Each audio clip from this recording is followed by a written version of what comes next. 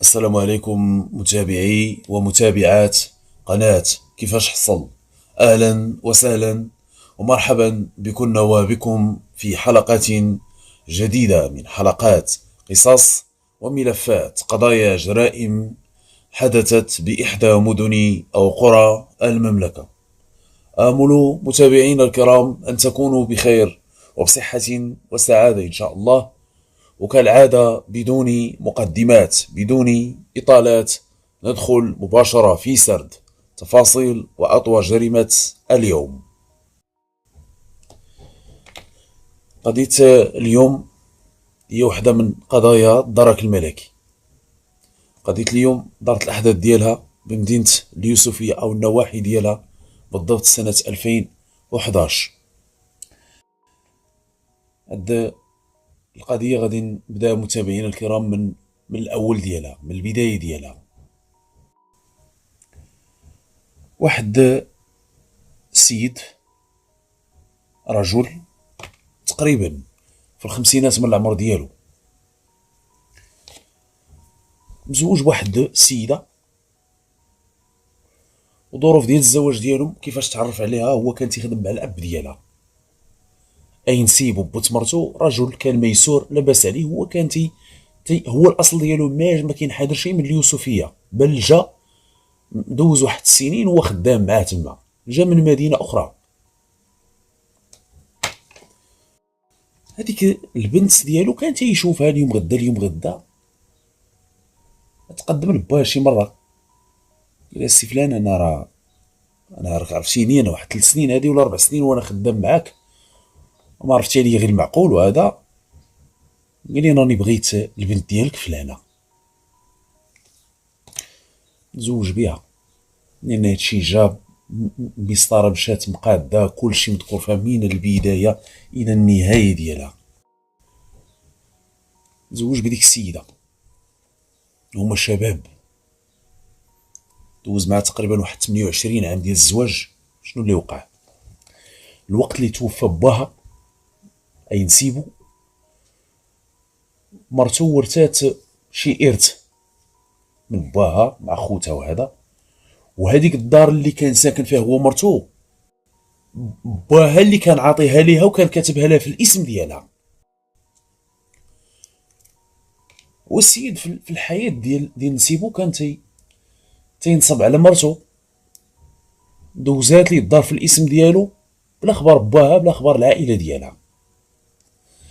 كيف ذكرت انا استمرت ديك العلاقه واحد الفتره ديال 28 سنه الى ان توفى باها. هي ورثات شي فلوس ورثات شي كذا. السيد نصب عليها واحد النصبه،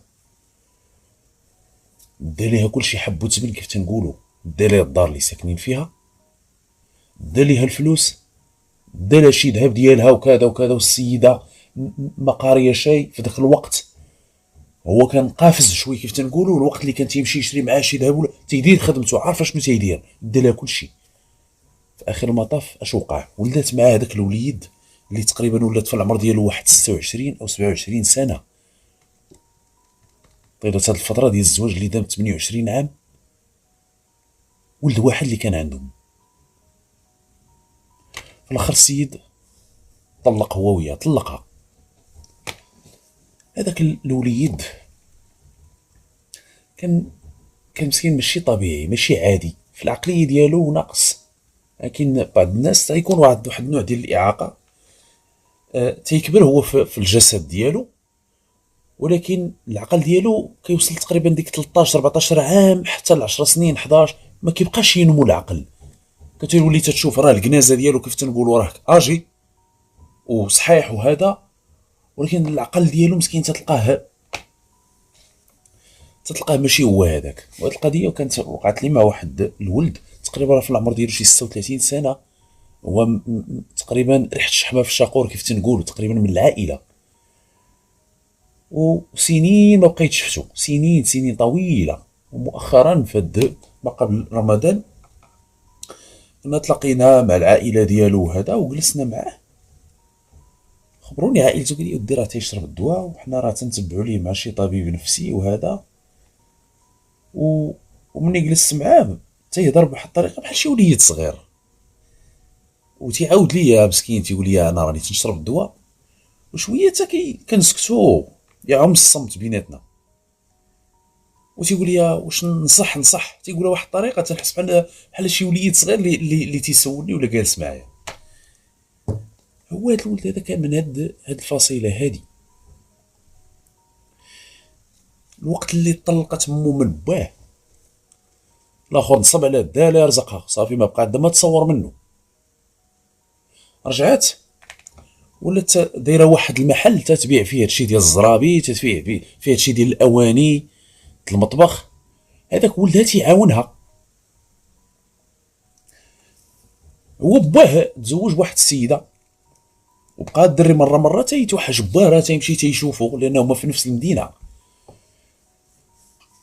اليوم غدا واحد النهار شنو اللي غادي يوقع؟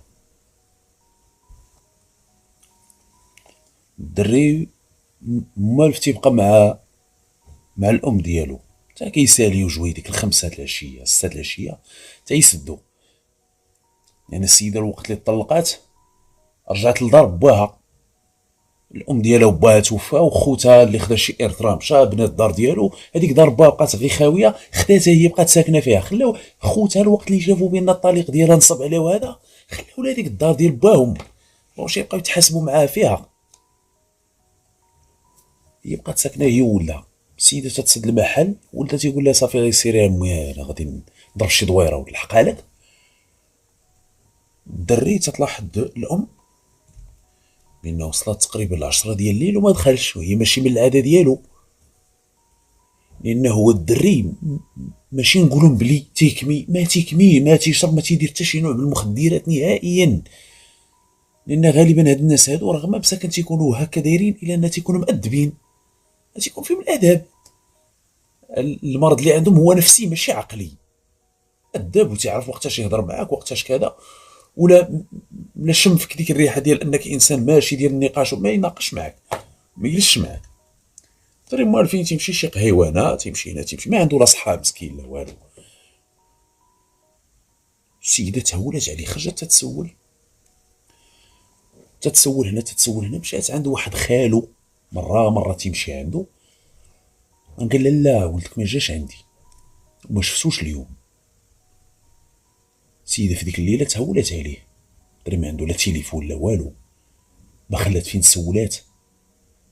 ولاد الحومه رجعت تما الماء في المنطقه اللي فيها عندها المحل، تتسول هنا سولات شي عساس، قالت لي كما الدري رجع ولا هذا، قال لها لا ما رجعش لا فلانه. ديك الليله السيده هي وخوتها اي خوال الولد بيتين تيقلبوا تيبحثوا.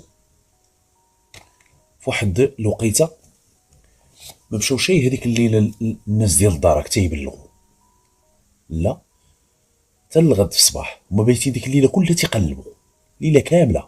وهذا غلط كبير، وانا غادي نقول لكم علاش غلط كبير. لان هو في الغالب الوقت اللي تتمشي تتبغي دير واحد بلاغ على اختفاء فرد من افراد العائله او افراد الاسره، غالبا تيقول لك اودي غادي تنتظر 24 ساعه.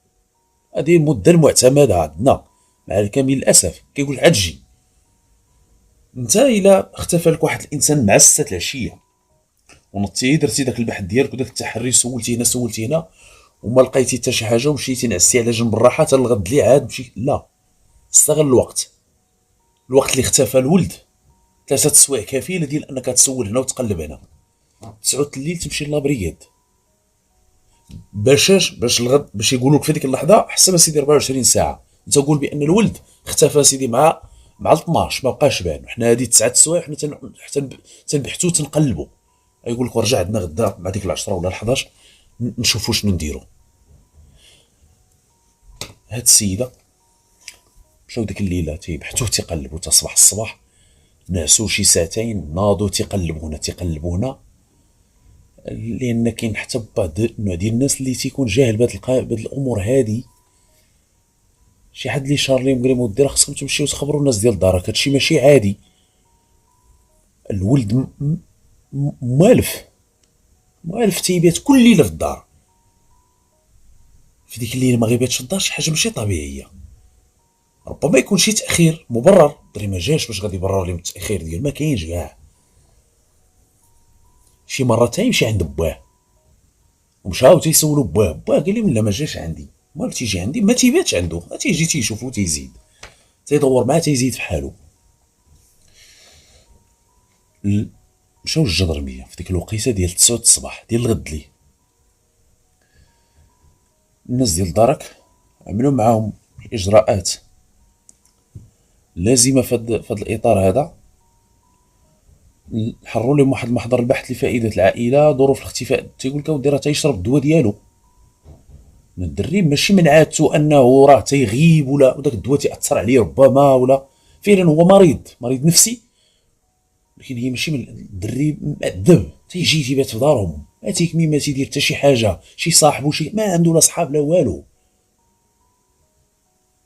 خرجوا في حالهم استنفوا البحث ديالهم. اي الولد اختفى هاد الليله، الغد في الصباح وفي العشيه ما كاين حتى شي حاجه، والنهار التالي ما كاين حتى شي حاجه. اليوم الثالث شنو اللي غادي يوقع؟ في ديك الوقيته ديال 6 ونص الصباح شي عيالات، واحد المجموعه ديال العيالات تقريبا واحد 8 ولا 10 ديال النساء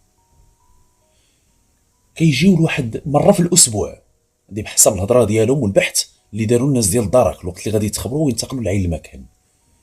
كيجيو لواحد الخلاء، و داك الخلاء هو عباره عن شي تيران صغير صايبو الدراري ولا داك الدوار ولا ولاد ديك المنطقه تيلعبوا فيه مره صايبو بالتوفنه، وهذا جا معزول على السكان. هذيك الايام اللي دازت، اي من نهار اختفى الولد ربما قبل، كانت الامطار غزيره على مدار 3 ايام ولا 4 ايام الاخرى. الدراري ما كانوش تيلعبوا في ذاك التيران، بنادم ما كان عنده ما يمشي يدير في ذاك الصباح. صباح الجو مزيان، دوك النساء تيجيو تيديروا ديك الرياضه، تيتمشاو، كاين اللي تتجري وهذا. تيلقاو واحد الجثه ديال ولد شاب طايحه على الارض. الضربه الوحيده اللي بانت لهاد الناس هادو هي ضربه اللي كانت تقريبا شملت حتى العين ديالو، العين اليمنى. الضربه اللي كانت قاتله، بان لهم بان الدري ميت. راه مينو اعزكم الله بحال شي نفايات تما، شي بلاستيك، والناس اللي تيكون عندها اعزكم الله دوك الحفاضات وشي امور خاصه ما تيرضى شي يرميها مع النفايات، ما تيبغيش الناس يعرفوا شنو رمى وشنو هذا. غالبا تيهز الطوموبيل ديالو ولا شي وسيله نقل تيبعد داك الشيء، تيجي ترمي تما تتكونت واحد المزبله. هما دايزين كيف ذكرت تيلقاو بان جثه ديال انسان ديال شاب مرمي تما. دارت الهضره من هنا دارت الهضره من هنا، جا التليفون الناس ديال دارك المدير خصكم تنتقلوا المنطقه الفلانيه بان راه تم العثور على شي جثه ديال شي شاب. باقي التفاصيل عرفوا الناس ديال دارك الوقت اللي ينتقلوا يحلوا بعين المكان.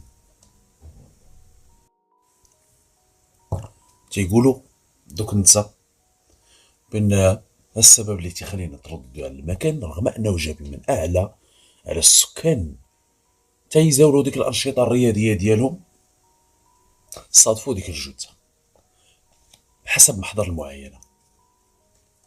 الضحيه شاب تقريبا بدا في العمر ديالو تقريبا في انه في اواخر العشرينات، 26 حتى 30 عام. دري تيبان بانه طويل، دري صحيح، دري نقي في حالته، حتى الملابس اللي تيرتدي نقيه، تتبان بان الدري اللباس ديالو لباس انيق جميل، باين شي عائله ولا الدري خدام على راسو. حضروا كذلك حتى الناس ديال التشخيص القضائي. الضربه اللي بانت منذ الوهله الاولى لان الضحيه تلقى في البوزيسيون ديال انه السلقي على الظهر ديالو. في هذيك الضربه اللي جات في العين كانت ضربه قاتله، اي على مستوى الجبين ديالو، والضربه وصلت حتى العين مشوهه، كان نزيف، ولكن ما كانش هذه الضربه الوحيده اللي عنده. من الوقت اللي جاو الناس ديال التشخيص القضائي تيقلبوا وتيبحثوا هنا وتيشوفوا، قال لك اودي بان هاد الدري هذا اولا هذا ماشي بصراح الجريمه، وانه مكان سكونديري صديق ثانوي تخلصوا فيه من الجثه عن طريق الرمي ديالها في ذاك المكان. هذه وحده. ثانيا قال لك اودي هاد الدري هذا لا يستبعد انه ماشي عاد تقتل هذه 24 ساعه، قال لك هذه مده غتقدر تكون القضيه واصله حتى ل5 ايام ديال الوقت باش هو مقتول. وهذا الشيء تعرفوا تيتاكدوا منه الناس ديال التشخيص القضائي من خلال الملاحظات العينيه وكذلك من بعد تعرف وقتاش مات الولد هذا وقتاش هو اصلا في ذاك المكان. غريب ان هاد الناس هادو اللي جابوه علاش ما حطوش غير تما على مستوى دوك الجنبات؟ لا بالضبط جابوه رموه في المزبله. علاش بالضبط؟ علاش المزبله؟ كان من الممكن ماشي غير المزبله، غير حتى المزبله واحد شويه اكراما له، وقع اللي وقع، ولكن علاش حنا غادي نجيبوا المزبله؟ هذا شي حق دافين هذا. صفاو مع الحساب ربما، مع ذلك باش يتشفى الغالي ديالهم رماوه في ديك المزبله، لان هذه الامور هذه تتخذ بعين الاعتبار. في الملابس ديال الولد ما لقاو حتى شي وثيقه اللي تحدد الهويه ديالو، لقاو فقط شي مفاتيح، انه ربما شي مفاتيح ديال الدار وهذا وشي حاجه ديال الفلوس. هادشي اللي كاين. الوقت اللي قلبوا الجثه تيبان ليهم بان الولد في الظهر ديالو هو لابس واحد تيشورت الفوق، وفي الظهر ديالو اللي كان تيضربو بشي موس، لدرجه بقات واحد العديد ديال الثغر اللي بقات في الظهر ديالو. وقت اللي طلعوا داك البيلو او داك التيشورت الفوق تيبان بان الدري ضاربينه بشي موس او شي مقص او شي ما شابه اداه حاده، حتى على المستوى الكيلي ديالو اللي كانت حتى هي ضربه قاتله. تخبرت النيابه العامه بالامر، تم نقل الجثه لمستودع الاموات. هما تيقلبوا تما تيبحثونا لعلهم يعثروا على شي لقال اللي يقدر يستندوا عليه في البحث ان هذه جريمه قتل، الولد مقتول. اولا شكون هو هذا الولد؟ الهاجس الاول اللي الان عند الناس ديال الدرك شكون هو هذا الولد هذا؟ الوقت اللي رجعوا لابريكاد كيتفحصوا دوك المحاضر البحث لفائده العائله او البلاغات على اختفاءات اللي كانت على مدار هذا الاسبوع الاخير، او ربما شي حد اللي غادي يجي من بعد يبلغ او كذا. ولكن باش نقول واحد الكلمه، الناس ديال الدرك والناس ديال التشخيص القضائي، هذه نقطه تنسطر عليها. قال لك اودي بان هذا الولد هذا ما مقتولش ديال 24 ساعه او قل او كثر بقدر ما ان الامر يقدر يوصل حتى ل5 ايام 120 ساعه الوقت باش مقتول هادو باش مقتول وباش مرمي هنايا. كيف قلت انا حتى شي حد ما كان تيجي تما، او لا اللي كان تيجي على ديك المزبله تيرمي ديك النفايات ديالو تيشوف جثه ما عنده ما يدير بالمشاكل، كيقول لك اسيدي ندير عين ما شافت قلب موجع نزيد في حالي حتى جاو دوك النساء في داك الصباح. لان بالمناسبه الجثه ديال الضحيه لقاو بان الملابس ديالو مبلله بالماء، صديق هاد الامطار اللي دازت الاخرى كلها دازت عليه.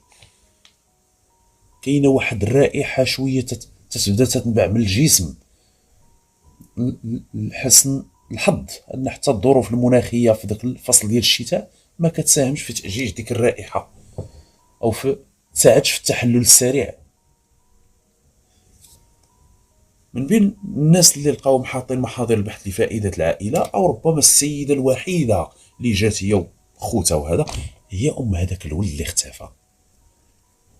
الولد حتى هو كيستوفي تقريبا نفس المواصفات، تتقول بان الولد راه في العمر ديالو شي 26 سنه، بان الولد راه طويل وهذا.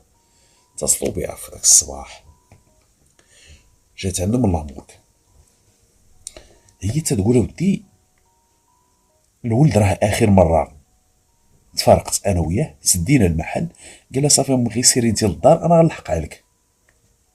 اش كان لابس الولد؟ قلنا كان لابس واحد الجاكيت كحله، دري خدام مع مو مهليه فيه، هو الوحيد اللي عندها، والسيده خدامه في ذاك المحل مزيان. قالت لك ودي راه لابس الجاكيطه شحال ساويه وكذا وكذا وكذا. الجدرمي ما لقاوش الولد بانه لابس شي جاكيط نهائيا. تتقول مو بان الجاكيط راه فيها البزطام لا فيها بطاقه التعريف ديالو، لان هي الوقت اللي جات بغات دير محضر البحث لفائده العائله، ما لقات حتى شي وثيقه تستند عليها. قالت له ديرها بطاقه التعريف راه تيهزها معاه. قالت لهم انا نعطيكم الاسم ديال ولدي والنسب ديالو وكذا وكذا وكذا. الولد ما لقاو معاه لا جاكيت لا والو، لا بطاقه تعريف لا حتى شي حاجه من هذا القبيل. قال غادا ترافقين المستودع الاموات. شافت الجثه هي وجوج ديال الخوت ديالها اللي كانوا مرافقينها، تعرفت على الولد. قالت لك ودي هذا راه ولدي. قال له ودي هذا الولد هذا راه تلقى مقتول، وهي تتقول راه اخر نهار خرج فيه معاه وتيرجع راه هاد العشيه هادي تكمل 96 ساعه، صافي 4 ايام تقريبا.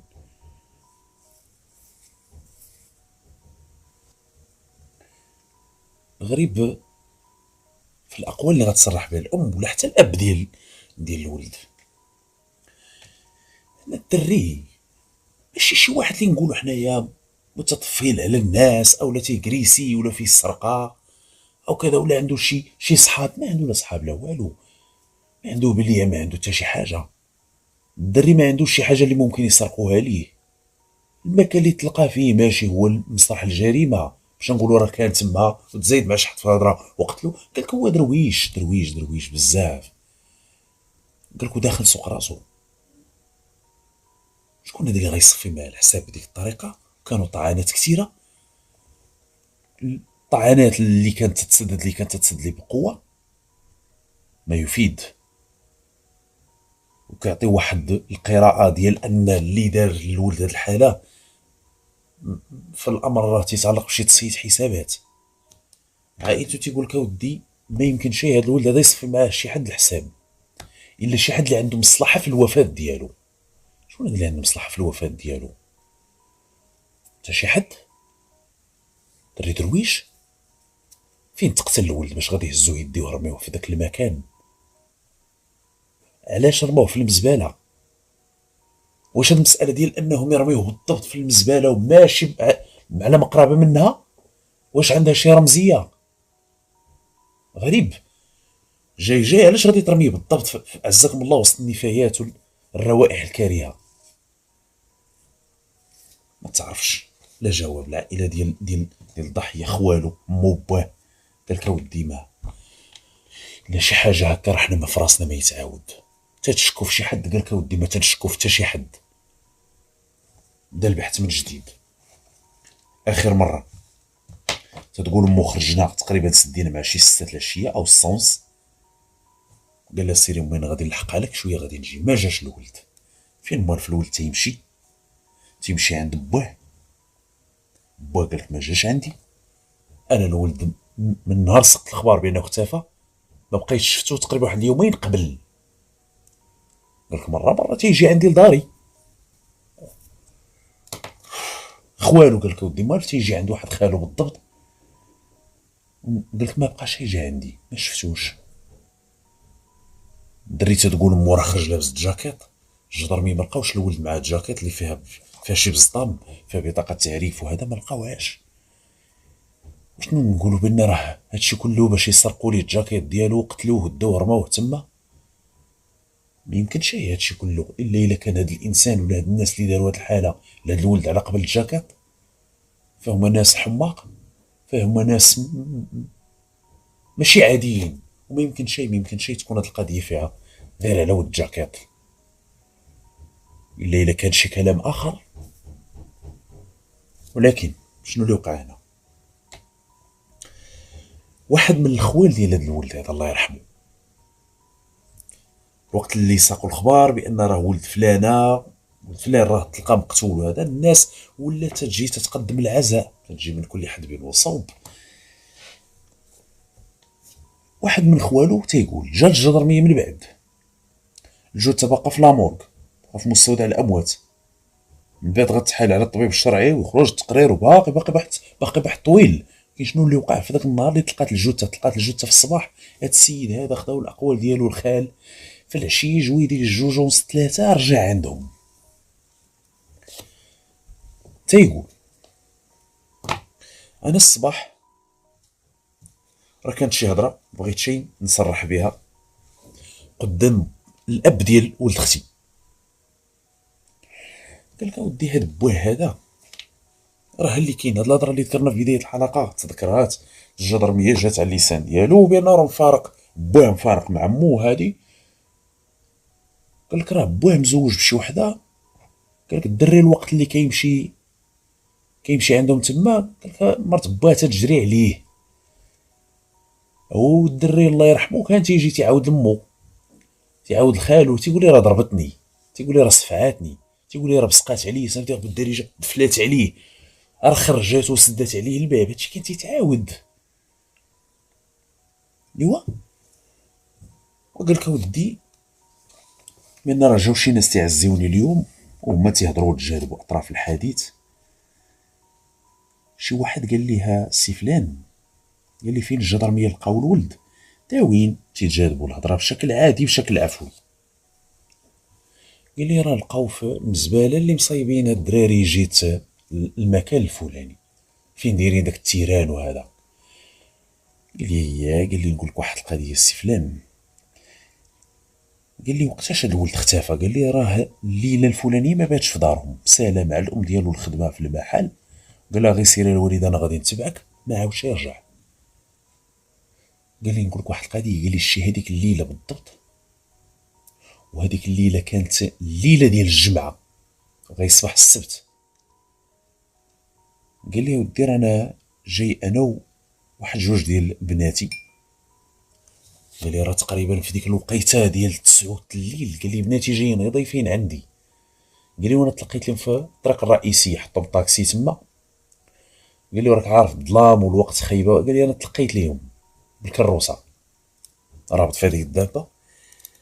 قال لي انا دزت. قال لي متتبع لي واحد الطوموبيل واقفه. قال لي الوقت اللي وليت بالمحادثه معها عرفت السيد. قال لي راه نسيبكم صافي غبوت الولد. قال لك وقفت كيدير السي فلان بخير لاباس. قال لي راه بانت لي مع شي وحده وانا ما عرفتهاش شكون هي. قال لي اش كدير هنا قال لي ودي راه قال لي ياك ما عندك شي اونبان وهذا؟ قال لي لا لا. قال لي راه عزك الله غادي اوقفت انا نقضي الحاجه ديالي وغادي نزيد.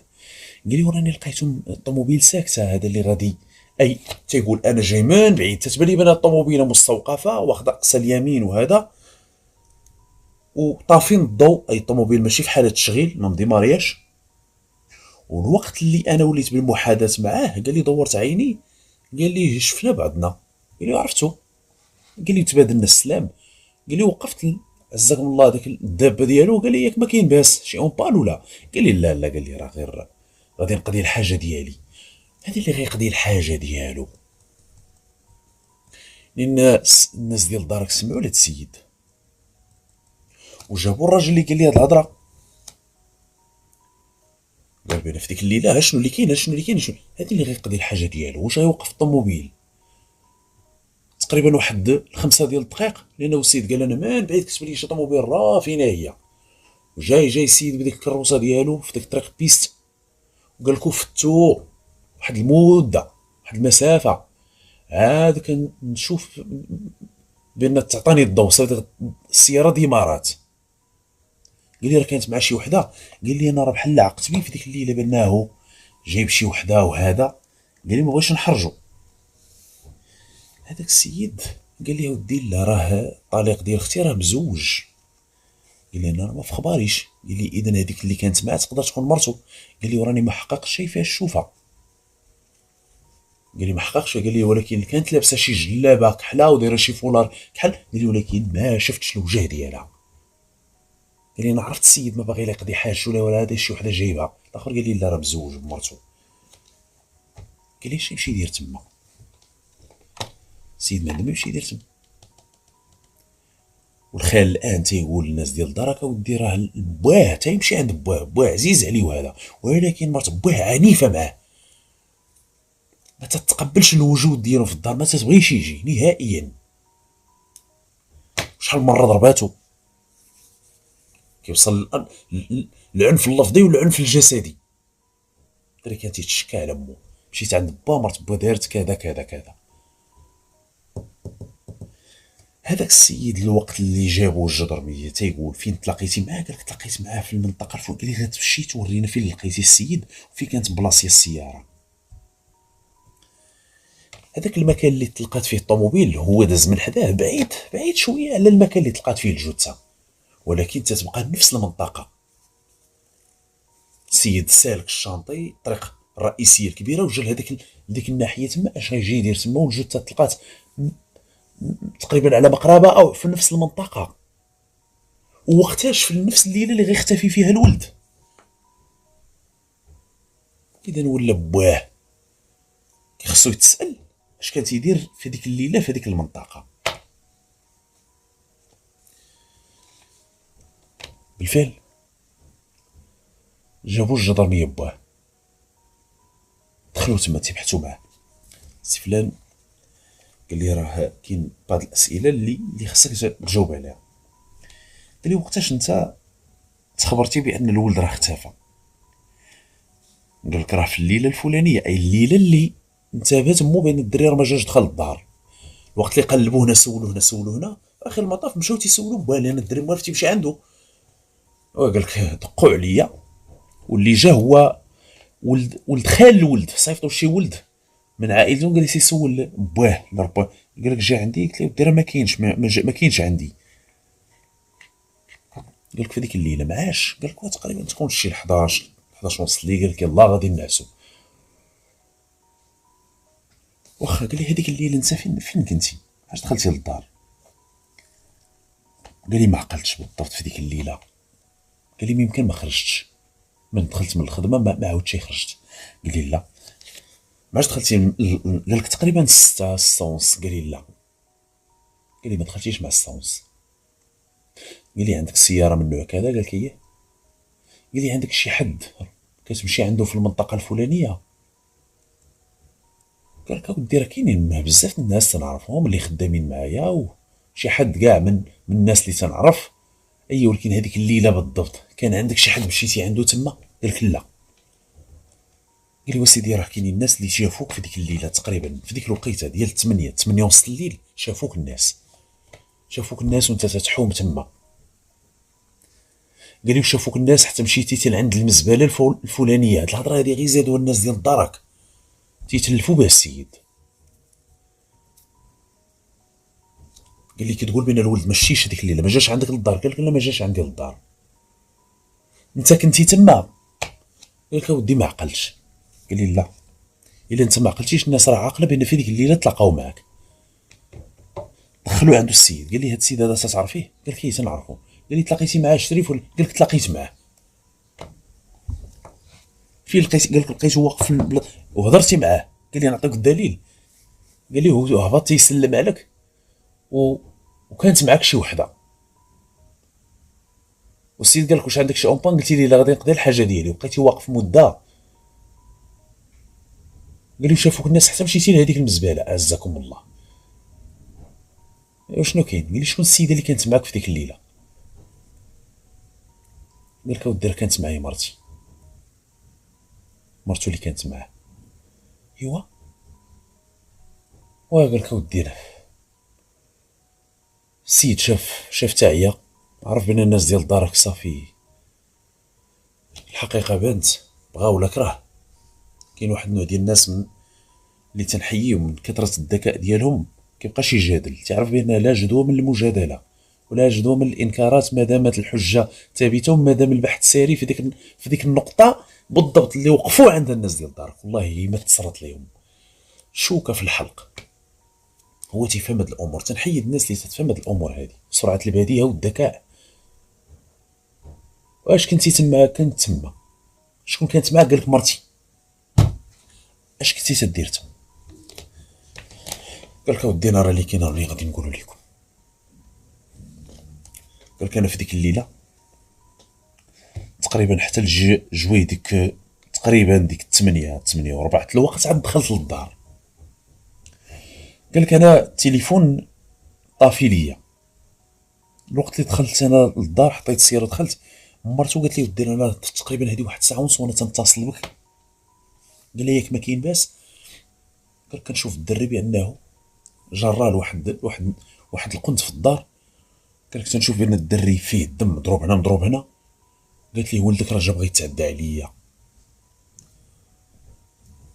قال لك كيفاش بغى يتعدى عليك؟ قالت لي راه بغى يتعدى عليا، وها انت شوف شنو دار ليا، وهذا الشيء غادا تبينو حتى السيده الناس ديال دارك حتى في المحكمه تتقول بان ها الولد شنو داير ليا، شاده من العنق ديالها وكذا وكذا، وبان فيها بعض الجروح. حنا جايين لهضر هاد الهضره هادي. قالت لي انا راني اخويا دافعت على راسي. هي السيده تدير داكشي ديال الخياطه وهذا، هزات واحد جوج ديال المقوسه مقاس هنا مقاس هنا، وبدات تضرب في الولد. مرتو الوقت اللي تواجدت قالت لك اودي اللي كاين غنقول لكم. جا الولد هذيك ضرب باه، وانا ما نمنعوش فيها، والوقت اللي دخل بقى تيسول، قال لها فين با؟ قالت لي راه ما جاش. قالت لك ودي انا هزيت التليفون باش نعيط للبا نقول لي راه جي، راه ولدك راه كاين هنا في الدار وهذا. قالت لي لقيت التليفون ديالو طافي. مني هضرت معاه قلت لي راه باك راه ما تيجاوبنيش، يمكن راه طافي ليه التليفون وهذا، راه يقدر يتعطل شويه. هي بغات تتقول انا بغيتو يخرج شي في حاله، ولا تتقول ليه عاود رجع عنده، باك راه غيتعطل، يقدر يتعطل.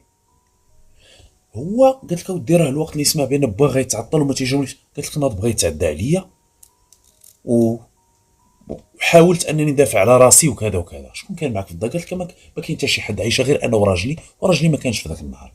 اي بوت الولد. ولكن البحث اللي داروا الناس ديال دارك، السيده الا غتعرض لشي اعتداء او هجوم من طرف هذا الولد هذا، اكيد غادي تحاول تصرخ، اكيد الجيران غيكونوا ساقوا الخبر. الجيران تما حتى شي حد ما في خبارو هذه المعلومه كاع نهائيا. حدا هي قالت لك اودي انا الوقت اللي ناض بغى يهجم عليا، ها شنو دار ليا، شنو اللي دار ليا، وانا زيد جوج ديال المقوسه، بقات تعطي ضرباتو للعين. الوقت اللي طاح الدري بقات تعطي للظهر ديالو ضرباتو، ديك الضربه ديال الكيلي كانت ضربه ديال الراس، حتى هي ضربه قاتله. حنا جايين للتقرير ديال الطبيب الشرعي، اي تتعرف هي تتقدم مبررات قبل الاعتراف، تتقول وقع لي انا كنت مجبره انني ندافع على راسي حتى للقتل، ندافع على الشرف ديالي.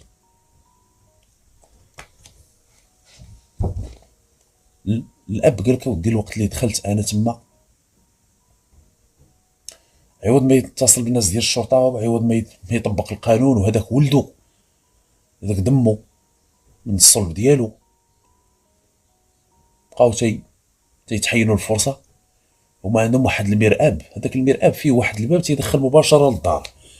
دخلتي حتى السياره مارشون ريال للكراج، ومن هذاك الباب هزيتو الجثه درتوها في لامال، سديتو داركم وقلتوا ليه قلتو نهزوا الجثه نديو نرميوها في شي مكان، ومريضنا ما عنده باس. داكشي اللي داروا. هما الوقت اللي مشاو تما واقفين باغيين يرميو الجثه، فين لقاهم السيد بلاصين السياره. الوقت اللي شاف بان شي حد جايب الكروسه ديالو، قال له بلاتي راه جاي شي حد. وصل عندهم لقاو تيعرفوا كذا، قال لا لا بلا ما نحطوه هنايا. قال له صافي السيد دابا عرفنا. زادوا ضربوا الدوره، زادوا واحد المسافه حتى وصلوا لهذيك المزبله ورماو الدري تما. كان اختيار المزبله ماشي بناء على شي حقد دافين، هو تيقول السيد انا ولدي بقى فيا، ولكن قال لك انا من ذاك التصور ديالو ان اللي عطى الله عطاه. الدري تقتل، والدري هجم لي على مرتي، لان هي قنعاتو. قالت لي شوف الولد اش دار ليا. ولكن الناس ديال دارك في الشهاده الطبيه اللي استندوا عليها تتقول الطبيبه بان هذا الشيء اللي في العنق ديال السيده بشي اداه اللي هي حاده. هذا الشيء تتقول بانه ماشي ديال الهجوم، لان السيده الوقت اللي كانوا تيبحثوا مع الناس ديال الدار قال لها هذا الولد هذا الوقت اللي هجم عليك، قالت لك اودي راه كان تيشنق عليا من هنا وكذا وكذا، وها انتم سيدي شنو دار ليا. الطبيبه تتقول بان هذا الشيء ماشي جرح ديال الظفار، ماشي خدوش، لا. قالت لك هذا شي حد شي سكين كانت تجرح به راسها، مصوب داك الشيء، مصوب باين هذا الشيء باين حتى في المحكمه اللي استندت على مصلحه الطب الشرعي. قال لك ودي هذا الشيء ماشي ديال الاثار العنف نهائيا. حتى الاب هنا ولا تيقول ودي بان ولدي ماشي انسان عنيف، وماشي ما يقدرش يدير بحال التصرفات هذه. والولد شحال مره تيجي لدارهم تما وما تيكونش الاب، وما عمرو دار هذا الشيء هذا. كاين السيده رغم ذلك بقات شاده تتقول هجم عليا وانا درت فعلت صافي. الى ان المحكمه ما تتستندش على الاقوال، تتستند على الدلائل الماديه الملموسه، على شنو اللي وقع. الهضره راه قول اللي بغيتي، قول حتى غدا العيد لسانك هذاك. كاين القانون ما تيستندش على الاقوال، تيستند على الادله اكثر من الاقوال. الادله الماديه الملموسه ثم ماشي ثم بالترتيب عاد الاقوال. تقدمت هاد السيده هذه بعد ما تحرر في الحق ديالها محضر رسمي، تقدمت العداله بشحال غادا تحكم، تحكمت ب 30 سنه، فيما ان الاب ديال الولد الرفيق اللي جا قال انا ما كنتش على علم بهذه الجريمه مسبقا، وانا الوقت اللي جيت لقيت الولد ميت، اي ماشي نقولوا جاو لقى الولد على قيد الحياه وبقاو تيتسناو لا، قال لك دخلت لقيت الولد ميت. تحكم ب 14 سنه ديال السجن. 14 سنه ديال السجن علاش؟ لانه سكت علاش؟ سكت على الحق، بغض النظر واش هجم على مرتك ولا ما هجمش عليها. الامور ما تتخداش بهذا الاعتبار، بهذه طريقه الاستيعاب، ما تنستوعبوش بهذه الامور بالعاطفه نحمي راسي اللي عطا الله عطاه، اتصل اخويا بالشرطه ولا بالدرك، قول سيدي اللي وقع اللي وقع، برا راسي. الحقيقه راه تتبان من بعد. شنو مورا الحقيقه؟ مورا غير السجن لا محاله، وبالتاكيد طال الزمن او قصر. لان الوقت اللي رجعوا الناس ديال الدرك تما للدار، قالت لك اودي الجاكيت ديالو كان محيدها الولد، الوقت اللي دخل هو حيد ديك الجاكيت ديالو، بقات مرميه تما. تا داو هما الجود تا ورجعوا في حالهم عاد. قال لها راه قالت لي راه باقا الجاكيط. انا قال لها راه ديك الجاكيط وغبروها. عطينا الجاكيط، عطينا الاداه اللي تستعملت في القتل، جوج ديال المقوسه. 30 سنه فيما ان الاب ديال الولد 14 سنه. كانت هذه مسطره لحلقه اليوم. شنو المستفاد متابعينا الكرام؟ اقول واحد الكلام اللي جا به التقرير ديال الطبيب الشرعي، واللي كان تاكد للمحكمه بان فعلا ما كانش هجوم من طرف الضحيه. اذا كانت القاتله تقول بان القتل ديالي او محاوله القتل ديالي بناء على انني نهز دوك جوج ديال المقوسه ندافع لان السيد هجم عليا وبغى يغتصبني، بغى يتعدى عليا جسديا جنسيا، وهذا السيده واش ما غاداش تصرخ؟ هذه وحده. ثانيا الطبيب الشرعي قال لك اودي ما لقاش بعض الخلايا الجلديه ولا شي قطرات ديال الدم تحت الاظافر ديال الولد، بما ما كانش هجوم، ما كان هاجم على حتى شي حد. لان هي قالت اودي بان هذا الشيء اللي في الصدر ديالي وفي العنق ديالي كان تيشدني بيدو بضفارو، كاينش هذا الشيء هذا. بالتالي فداك الشيء صوباته هي. والوقت اللي جا راجلها قالت لي ها ولدك اش دار ليا. وحتى الطبيبه ديال المستشفى المستوصف الصغير شفت في الشهاده ديالها قالت لك لا، هذا ضرب ديال شي اداه، شي سكين او شي غازواغ ولا شي حاجه هكا اللي كانت تجرح بها السيده راسها. وهذاك الشيء كان باين وواضح وضوح الشمس. السيده كانت مكلخه بهذا المعنى، ما بغيتش نقول غبيه، مكلخه. بمعنى شنو كيعني هذا الشيء؟ الولد ما كانش كيهجم على جنسيا. حتى الاب قال لك ولدي ما يديرش هذا الشيء، قال لك ولدي مريض وانا هادي وانا ربيته احسن تربيه. بما ان ما الغلط اللي درت انا الى انني جيت لقيت ولدي في ديك الحاله وصدقت الزوجه ديالي، رغم صدقها وما صدقهاش، ولكن قال انا اللي عطى الله عطاه، ولدي مات الله يرحمه، ما بغاش مرتو تمشي للسجن. قال لك انا هو هذا الغلط اللي درت. قدر ربما كاع الولد في ديك اللحظه كان مازال لقيت الحياه وما سعفوش. كلشي ممكن، رغم ان الاب قال لك ودي الوقت اللي جيت لقيت الولد ميت. هذه هضرته. نخلص في اخر المطاف الى ان السيده هذه كانت تترفض وجود ذاك الولد في الدار، وهذا الشيء كان كيبان من خلال ان شحال من مره الولد كان تيجي تيشكي على مو، تيقول لها بصقت عليا في وجهي، سدت عليا الباب، قالت لي سير تيجي باك، سباتو، شحال من مره ضرباتو. هادشي كان تيقولها لخالو. ولكن علاش السيده قبل ما عمرها قالت لراجلها راه انا ضربته؟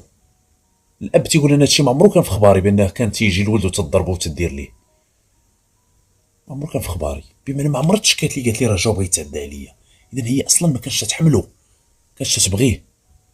إذن هذه كانت جريمة بلانيفي، جريمة مع سبق الإصرار والترصد، خدات السيدة 30 سنة. إذن هو حكم قليل في الحق ديالها، كان تخفيف. من أين أتى هذا التخفيف؟ الله أعلم.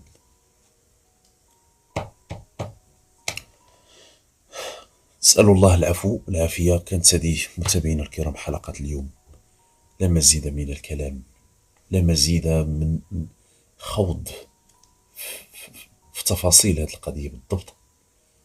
الله سبحانه وتعالى حرم الظلم على نفسه،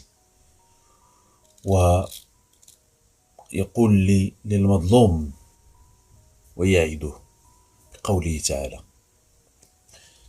هذا حديث قدسي، لأن يقول الله سبحانه وتعالى: وعزتي وجلالي لأنصرنك ولو بعد حين. الله يخاطب المظلوم. والله جعل يقول: دعوة المظلوم ليس بينه وبين الله حجاب. بوت هذا الولد هذا كان إنسان نصاب. هذيك الدار اللي تقتل فيها بعد الولد هي دار الأم ديالو، هي اللي شراتها بفلوسها، وهي اللي وباهنا تينصب على الأم ديالو. في الآخر طلقها، تاخذ هذاك الشيء اللي خدا وطلقها وعاود تيتزوج من جديد. ظلم، ظلم ولا ماشي ظلم؟ فإذا بالزمان، الزمان راه تيدور، كنقولوها اليوم عليا وغدا عليك، والزمان تيدور فعلا تيدور. اليوم انت غني، غدا تقدر تكون فقير، اليوم فقير غدا تكون غني، وغادا هذه الدنيا هذه. دارت السنين في اخر المطاف ديالو اش كان؟ السجن. قالك اللي بغاها كامله تيخليها كامله. من قصص الناس نعتبر. أشكركم متابعينا الكرام على حسن الإصغاء والمتابعة، وإلى اللقاء في الحلقة القادمة إن شاء الله، والسلام عليكم ورحمة الله.